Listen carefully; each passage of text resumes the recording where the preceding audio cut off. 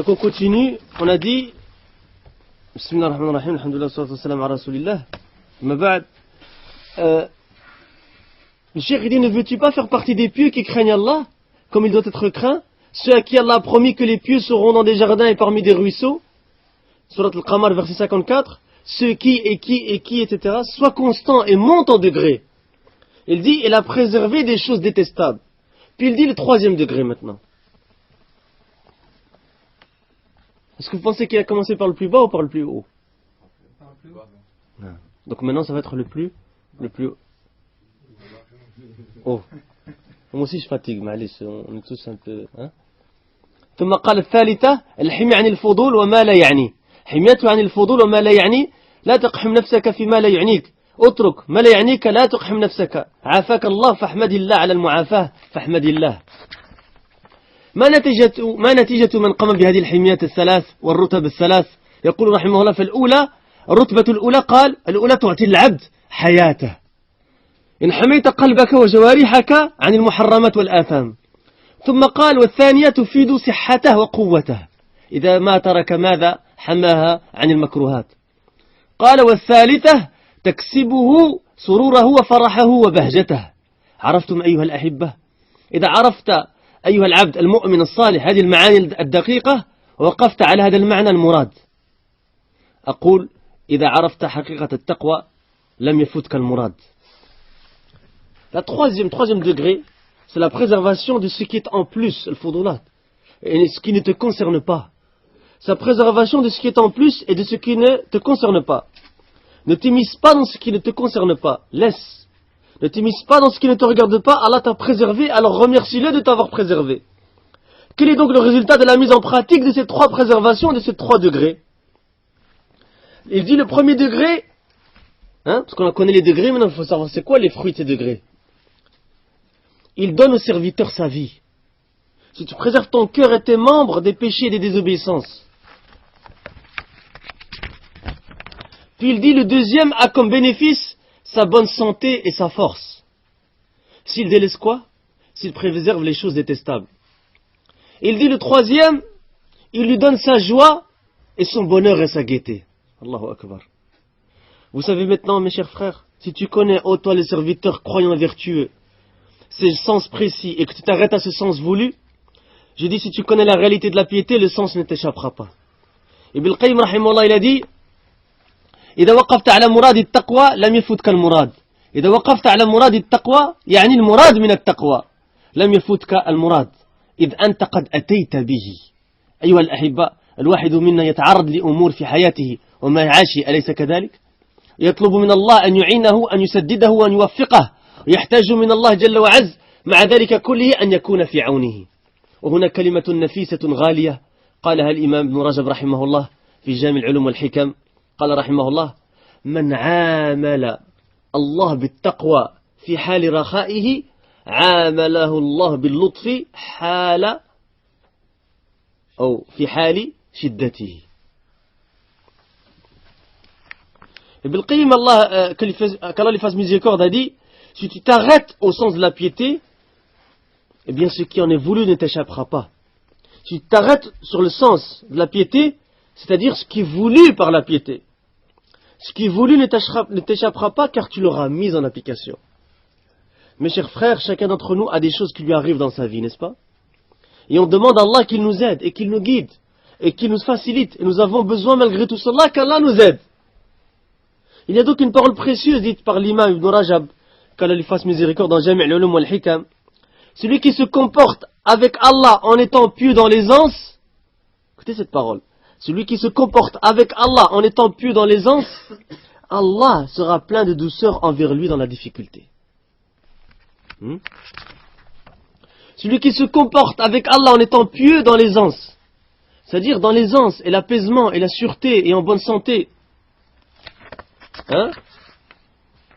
من عامل الله بالتقوى في حال رخائه في حال السعة والراحة والأمن والأمان ولله الحمد والصحة. من عامل الله بالتقوى في حال رخائه عامله الله باللطف بأن يلطف به جل وعلا في حال الشدة إذا ما نزلت بك. فالعبد أيها الأحبة متقلب بين أحكام الأوامر وأحكام النوازل. العبد متقلب، انظر إلى بعض البلاد حولك وتأمل. Hein, et c'est vrai, on voit dans les pays musulmans qu'est-ce qui se passe de nos jours. Hein, dans beaucoup de pays musulmans. كانوا في رخاء وفي نعمة ونسأل الله أن يزيل وأن يكشف عنهم وعن أمة محمد صلى الله عليه وسلم الغمة. العبد يتقلب بين أحكام الأوامر واعبدوا الله ولا تشركوا به شيئا وبالوالدين إحسانا وأقيموا الصلاة وآتوا الزكاة إلى غير ذلك آيات وأحاديث كثيرة تأمرك وتنهاك. أحكام الأوامر. Celui qui se comporte avec Allah en étant pieux dans l'aisance, Allah sera plein de douceur. Allah sera plein de douceur envers lui dans sa situation de difficulté, si une difficulté le touche. Le serviteur est donc, mes chers frères, entre les jugements d'ordre et les jugements de calamité. Ahkam al-awamir ou ahkam al-nawazil. Awamir pluriel de amr, al-nawazil pluriel de nazila. Il est entre les deux. Regarde certains pays autour de toi et médite. Ils étaient dans l'aisance et les bienfaits. Et nous demandons à Allah pour eux et pour la communauté de Mohammed sallallahu alayhi wa sallam qu'il fasse disparaître cette affliction. Le serviteur est entre les jugements d'ordre. La traduction du sens de la parole d'Allah dit adorer Allah et ne lui donner aucun associé. C'est quoi ça? C'est un ordre et une interdiction. Surat Nisa, verset 36. La traduction du sens de la parole d'Allah dit et accomplissez la prière et acquittez-vous de la zakat. Surat Al-Baqarah, verset 43. Ainsi que d'autres versets, de nombreux hadiths qui t'ordonnent et t'interdisent, ce qu'on appelle les jugements d'ordre. Ibn al-Qayyim il a dit rahimahullah متقلب بين أحكام الأوامر وأحكام النوازل تنزل بك نازلة من مرض أو فاقة أو يقول رحمه الله فهو محتاج بل مضطر إلى الله سبحانه وتعالى إلى أن يعينه للقيام بأحكام الأوامر. صحيح أنت لا تقول أنا أستطيع بنفسي أنا أفعل هذه الأشياء كلها والأوامر. لا, إذا ما أعنك الله لا تستطيع أبدا. Ça nous remet un peu en place ça. لا يمكن. فالتوفيق أن تعلم الطاعة وأن يعينك الله عليها. هذا هو التوفيق. يعينك عليها. بعض الناس يعرفون الطاعات يسمعون بها صحيح لكن ما يفعلون. نقول له هذا من قلة التوفيق. أن علم ولم يعمل فالعبد يحتاج إلى توفيق. Il reste 2 pages en français. Ça va? Inch'Allah. 2 pages et demie.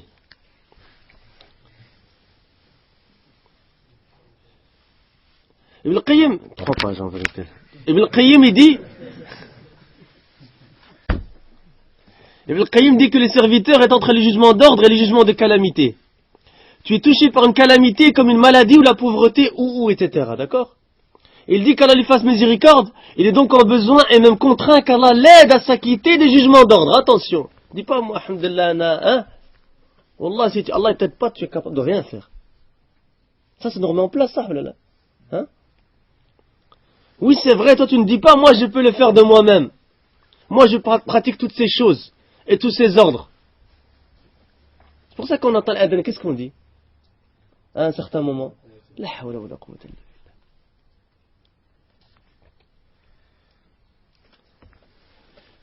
Moi je pratique toutes ces choses et tous ces ordres. Non, si Allah ne t'y aide pas, tu n'en es pas capable. Jamais. Impossible. La réussite, c'est que tu connaisses l'obéissance et qu'Allah t'aide dans ton acquitté. C'est cela la réussite, qu'il t'y aide. Certains gens connaissent les actes d'obéissance. Ils en entendent parler, n'est-ce pas? Mais ils ne les mettent pas en application. Nous lui disons cela fait partie du manque de réussite. Qu'ils sachent qu'on appelle tawfiq. Et qu'ils ne mettent pas en application. Le serviteur est donc en besoin de tawfiq, qu'Allah lui facilite. Le serviteur a donc besoin et est même contraint qu'Allah l'aide. L'aide d'Allah afin qu'il s'acquitte des jugements d'ordre.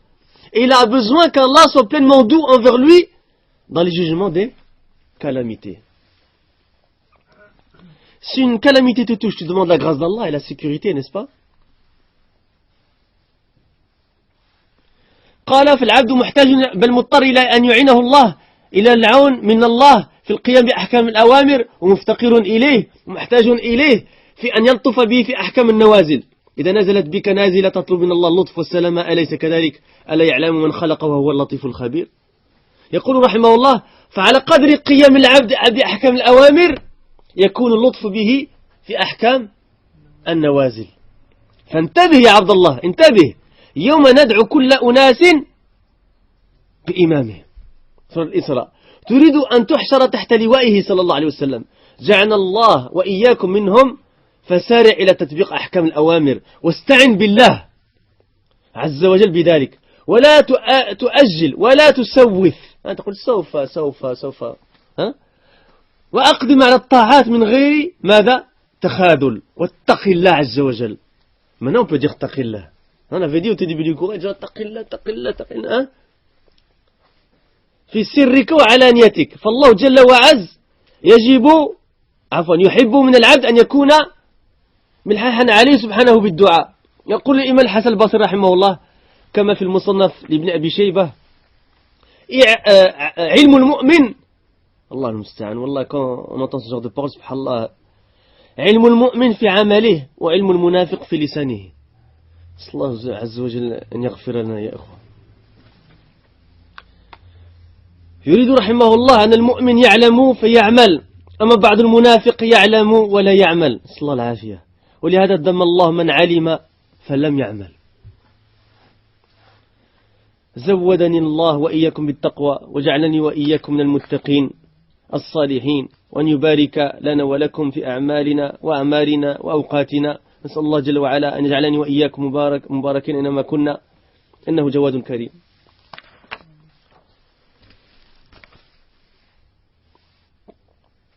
Si une calamité te touche, tu demandes la grâce d'Allah et la sécurité, n'est-ce pas? La traduction du sens de la parole d'Allah dit: ne connaît-il pas ce qu'il a créé, alors que c'est lui le compatissant, le parfaitement connaisseur? Surat al-Mulk, verset 14. Il dit qu'Allah lui fasse miséricorde. La douceur, c'est Bil-Qayyim toujours. La douceur envers un serviteur dans les jugements de calamité sera donc proportionnelle à sa mise en application des jugements d'ordre. C'est-à-dire, au plus tu mets en application les jugements des ordres, au plus Allah Azza wa Jalla sera doux envers toi dans les jugements de calamité. Fais donc attention aux serviteurs d'Allah. La traduction, fais donc attention. La traduction du sens de la parole d'Allah dit: le jour où nous appellerons chaque groupement d'hommes par leur chef. Surat al-Isra, verset 71. Veux-tu être ressuscité sous son étendard, sallallahu alayhi wa sallam?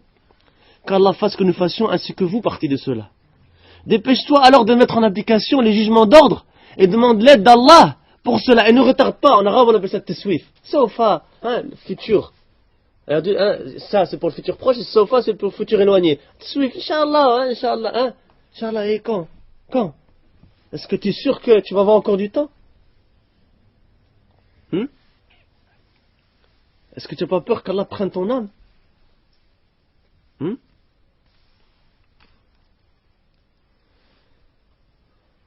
Et on demande à Allah Azza qu'il nous donne une bonne fin. Vous avez entendu parler d'Abu Talha, Daoud Burbanks? Qui a entendu parler de lui? C'était qui?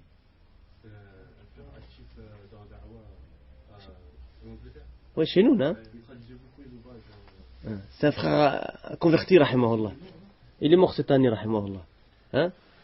C'est dans les traductions mondiales, en anglais, c'est lui le premier. Il était connu pour ça. Il était âgé, il avait plus d'une cinquantaine d'années. Il a étudié à Médine, il a étudié chez Mohamed Al-Jami, Ahmed Ansari, etc. C'est la technicité qu'il a dans la traduction, c'était quelque chose d'ajib. Même le cheikh, il le recommandait, etc. Vis-à-vis de ça, il disait c'était une machine dans la traduction, rahimahullah. D'ailleurs, il a traduit le Fusul, Misirat al-Rasul ibn Kathir, il n'a jamais été publié. Il arrivait à 2 volumes, et chaque fois, parce qu'il rajoutait des chaînes de transmission, etc. C'est spécialiste de le hadith d'ailleurs. Rahimahullah. Pourquoi je raconte ça? Par rapport à la bonne fin. C'est un frère qui est dans notre mosquée. Il faisait 2 cours par semaine, rahimahullah. Sharh Sunnah al-Barbahari, Sharh al-Fawzan. C'est un frère, il faisait des cours, par exemple, un cours Riyad Salihin, il le faisait par exemple pendant des années, il est arrivé à des centaines de cassettes. C'est un cours comme ça, il venait chaque fois par semaine, il vient, il fait ses cours, jusqu'à ce qu'il finisse le livre. C'est un frère, c'est un des précurseurs de la da'wah salafie. Dans les années 80, c'est déjà da'wah. Rahimahullah. Et ce frère, rahimahullah, il est mort cette année à Al-Hajj. Lui et sa femme. Ils sont morts brûlés en état d'ihram. Et c'est un peu difficile, parce que vous ne le connaissez pas, nous on le connaît. C'est quelqu'un, sunnah, tu la vois sur lui, l'attachement à la sunnah. Il habitait à 1 heure de marche la mosquée, et il venait à pied. Il venait à pied, 1 heure de marche, et plus, lui et ses fils. Et un de ses fils, il est à Médine maintenant, il est accepté après ça, la mort de son père. Non, avant la mort de son père, rahimahullah. Mais il est parti après la mort de son père. Et d'ailleurs, ses 2 fils, ils étaient avec lui quand ils sont morts. Comment ça, ils sont morts Ils sont morts dans un accident de car. Non. Et les frères qui étaient là, ils ont dit c'était Ajib, il est mort, il priait. Hein. Ils ont trouvé son corps brûlé avec les mains comme ça, en état d'ihram. Et sarahatan, wallah zikr ala al-hadan, ça m'étonne pas. Moi je le connais, ça m'étonne pas de lui. Hein? Allah alam qu'est-ce qui s'est arrivé, mais les frères ils ont essayé de le sortir, ils ont essayé de casser des vitres, ou rien. Il y a eu une explosion, et ils sont morts lui et sa femme brûlée. Rahmahumullah. Hein? Non, non, son fils il l'a vu mourir. Ses fils ils l'ont vu, les frères ils étaient là. Hein? Rahimahullah. Et c'est quelqu'un très très attaché à la sunna. Et lui-même il avait traduit les hadiths sur le fait de mourir en état d'ihram, etc. Hein? Et d'ailleurs les frères anglais, dans le monde entier, parce que la droit anglaise elle touche beaucoup de pays. Le Sri Lanka, il y a des frères qui écoutent nos cours d'Alaska, du Sri Lanka, de je sais pas quel pays encore. Hein? C'est des gens, ils ont dit, subhanallah, il n'y a pas une sunna presque en pratique, sans quelque part, lui, hein? Parce que c'est lui qui nous l'a traduit, c'est lui qui nous l'a apprise. Il a dit, moi je suis en train de faire le hajj, et c'est parmi, hein? Et je suis en train de mettre en application cette traduction à lui, rahimahullah. Hein? L'attachement à la sunna, ya ikhwa. Wallahu zuki Allah ahadan. Vous connaissez le hadith sur celui qui meurt brûlé, sur lui, hein? Qui meurt en état d'ihram, hein? Etc. Il faut savoir, les frères, ya ikhwa, que le Mashiach, ils ont prié sur lui à Mecca. Hein? Un Cheikh Rabi, il téléphonait à chaque fois pour savoir comment la janaza elle était, etc. Hein? Et c'est un frère, il avait même pas de téléphone portable, ya ikhwa. Il était متواضع جدا dans le libas, dans tout. C'était, والله, إخوة, c'était quelqu'un dans une daura, il y avait le mashayikh, hein, Cheikh Ahmed Soubi'i, etc. Kada, kada. Et lui, il rentre et s'assoit dans le fond.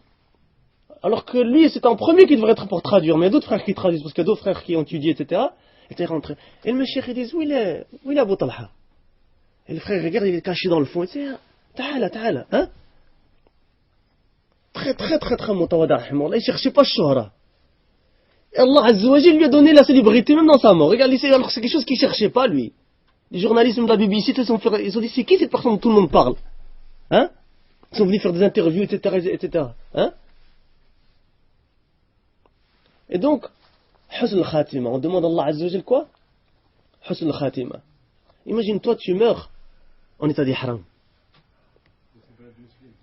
Mecca, ya Cheikh. Mecca. Hein? Et le Mashiach, ils étaient là, hein. Le Mashiach, ils étaient là.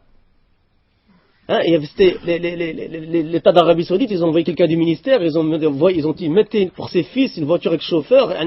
Regardez, Allah, comment? Hein? Yarfa'illahu alladhina amanu. Hein? Ça ou là? Sallallahu Azza wa Jalla husn al-khatima. Pourquoi j'ai voulu vous donner un exemple concret? Parce que ça touche toujours plus ça ou là. Hein? Et Wallah, on a pleuré, sarahatan.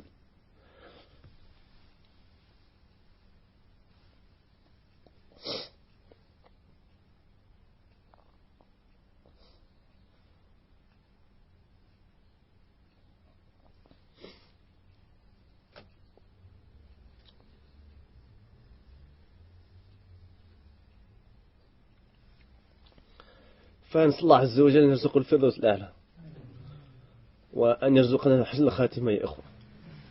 يا إخوة, faut pas reporter les choses. Faut pas reporter les choses, ya إخوة.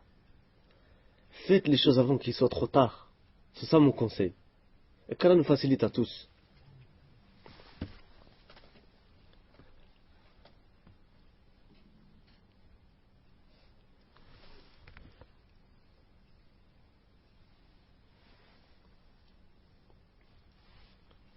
Dépêche-toi alors de mettre en application les jugements d'ordre et demande l'aide d'Allah pour cela et ne retarde pas et ne reporte pas et mets-toi à mettre en pratique les actes d'obéissance sans faiblesse. Crains Allah en privé et en public. Il est obligatoire aux serviteurs d'être persistants dans la vocation d'Allah subhanahu wa ta'ala. Écoutez cette parole de l'imam al-Hassan al-Basri rahimahullah. Il a dit, comme cela est rapporté dans le Musannaf ibn Abi Shayba, la science du croyant est dans son application et la science de l'hypocrite est sur sa langue. Wal'iyadhu billah. Ce qu'il veut dire qu'Allah lui fasse miséricorde, c'est que le croyant sait et applique, tandis que certains hypocrites savent, mais n'appliquent pas. Et c'est pour cela qu'Allah a blâmé ceux qui savent, mais n'appliquent pas. Qu'Allah me munisse ainsi que vous de piété, et fasse que je sois ainsi que vous parmi les pieux et les vertueux et qu'il nous bénisse, ainsi qu'à vous, nos actions et nos durées de vie et notre temps. Et je demande à Allah le Très-Haut qu'il fasse que je sois ainsi que vous bénis, ou que nous soyons. Il est certes le bienfaiteur par excellence et le très généreux. Et pour terminer l'histoire par rapport à Abu Talha rahimahullah, ces deux fils, ils ont fini le Hajj. Ça ne les a pas empêchés de finir le Hajj. Hein? Ils ont enterré leur père et leur mère. Il a laissé beaucoup d'enfants derrière lui. Hein? Et son fils, maintenant, il a pris son chemin. Il y en a un qui est spécialisé déjà dans la traduction. Il a un site internet et continue la traduction. Hein? C'est quoi le site? Je ne connais pas le site exactement. J'ai un nom en tête, mais j'ai peur de dire une erreur. Mais si tu vas sur les sites Salafi Talk, etc., tu vas trouver des... Hein? فجزاكم الله خيرا والله أعلم وسبحانك اللهم وبحمدك أشهد أن لا إله إلا أنت أستغفرك وأتوب إليك والحمد لله الذي بنعمته تتم الصالحات. On a fini ce cours-là, Cheikh al-Bukhari. Donc pour moi, on a fait deux des cours, deux des titres en tout cas. Et je ne sais pas avec les responsables qu'est-ce qu'ils disent.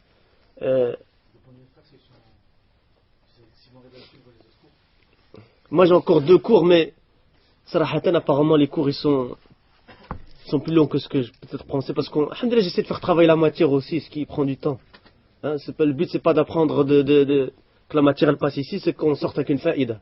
J'ai encore un dars de Cheikh Bramzan à faire qui est la clarté du minhaj et son effet dans la da'wa, qui je pense est un sujet important. Et il y en a un autre que ça fait longtemps que je voulais le faire, et ils sont la peste des cœurs sur le Muqtadi al Cheikh Raslan. Hein?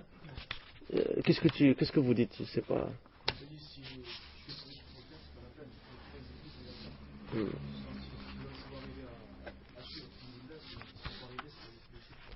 Et le prochain cours, donc pour moi, il est à quelle heure? Inch'Allah. Donc je pourrais faire qu'un cours aujourd'hui encore, c'est ça?